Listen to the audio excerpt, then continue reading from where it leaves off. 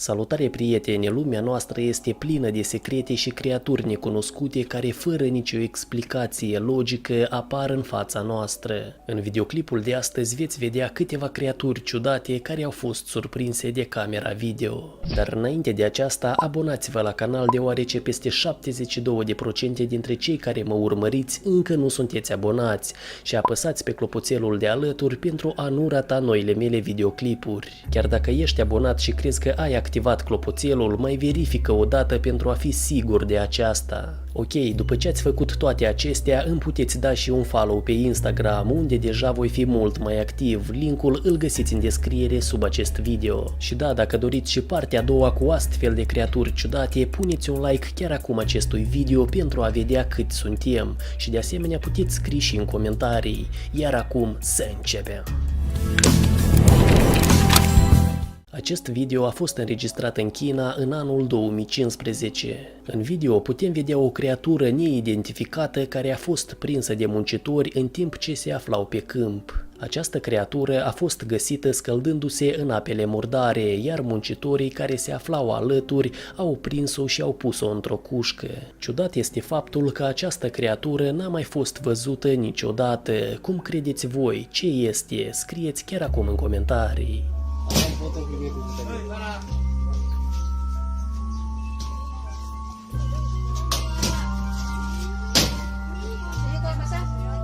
Parah ya, Rob? Parah. Bo, habis dah. Langsung telinga anak ya? Langsung telinga anak. Enak banget telinga anak.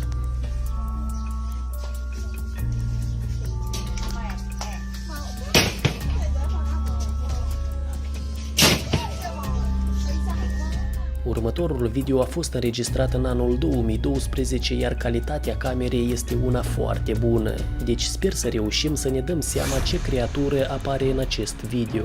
Autorul videoclipului se plimba împreună cu câinele său prin Parcul Național din Virginia. El mergea pe malul mlaștinei, iar dintr-o dată a văzut o creatură și a început imediat să o filmeze.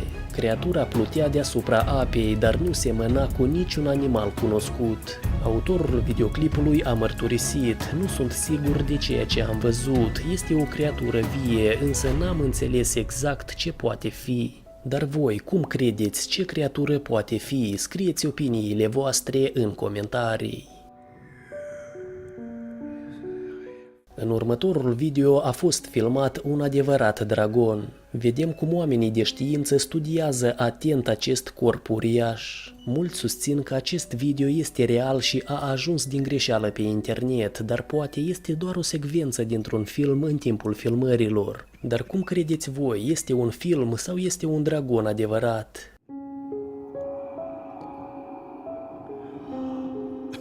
Acest videoclip a fost înregistrat în Thailanda, acolo unde locuitorii unui orășel micuț au descoperit o creatură ciudată pe care nimeni nu o poate identifica. Potrivit locuitorilor, ea se aseamănă ca un amestec dintre un bivol și un crocodil. Aspectul său neobișnuit avea o piele ciudată și solzoasă, similară cu cea a reptilelor, iar capul și labele semănau cu cele ale unui bivol. Animalul n-a fost omorât de nimeni, el a fost găsit exact în această stare într-o zonă împădurită. În acest video, o creatură ciudată se deplasează pe 4 picioare, pare destul de înfiorător. Poate că aceasta este o persoană psihopată care se comportă ca un câine, dar cum credeți voi, ce este această creatură? Scrieți chiar acum în comentarii.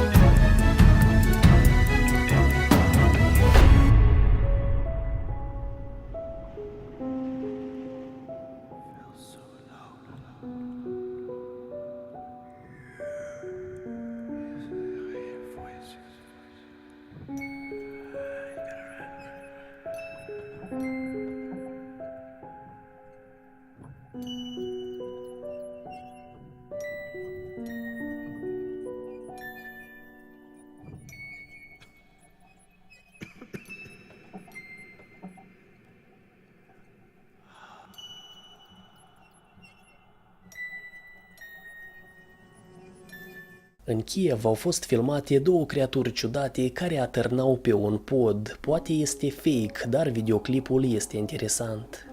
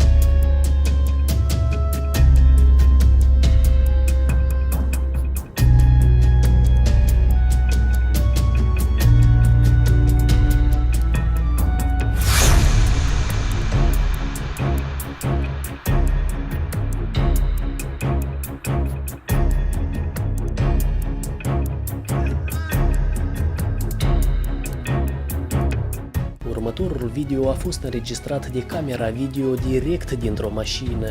Acest bărbat a observat o creatură ciudată și imediat a întors camera video, iar ceea ce s-a întâmplat mai departe priviți și singuri. What is that? Oh shit. Oh shit. Oh shit. Un caz foarte înfiorător a fost surprins într-un cimitir. Acest tânăr stă în fața unui mormânt, iar în spatele lui se află o fantomă care îl atinge pe cap. Se poate observa că atunci când bărbatul este atins, îi apare o senzație negativă, cu siguranță a simțit acea atingere.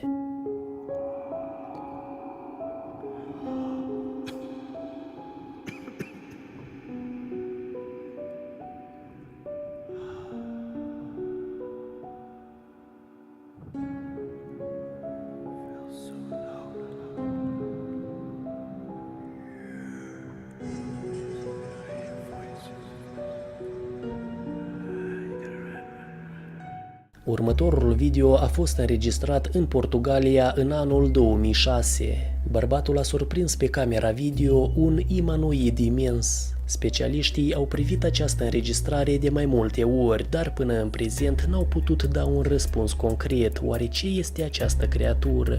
Unii oameni cred că creatura ciudată care apare în video este un Yeti sau Chupacabra.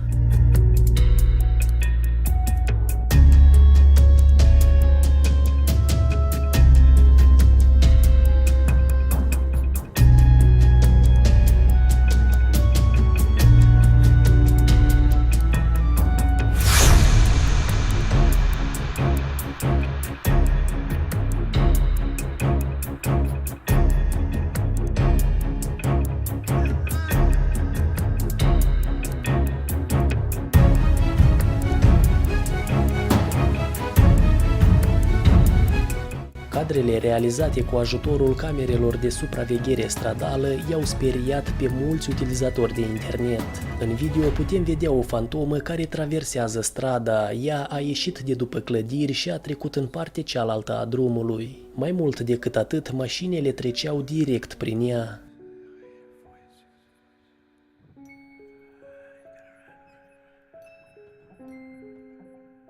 Prieteni, dacă doriți să vedeți mai multe videoclipuri interesante, abonați-vă la canal și apăsați pe clopoțelul de alături pentru a nu rata noile mele videoclipuri care apar în fiecare zi la ora 15 și 30 de minute. Iar eu vă mulțumesc pentru vizionare și atenție. Noi ne revedem mâine cu un nou episod, dar până atunci, sănătate tuturor și toate cele bune. Pa!